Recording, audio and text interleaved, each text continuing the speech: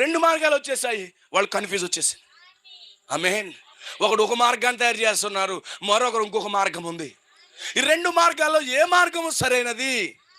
దేవుడు దిగొచ్చాడు. ఏబేలు అర్పణ అంగీకరించాడు. ఏబేలు అర్పించిన విధానం సరైనది. దేవుడు ఏర్పాటు చేసిన మార్గం ఇదే, దేవుడు ఎన్నుకున్న మార్గం ఇదే అని దేవుడు రుజువు చేశాడు. అది ఎలా ఉందంటే గొంతు కోస్తున్నట్టు ఉంటుందట.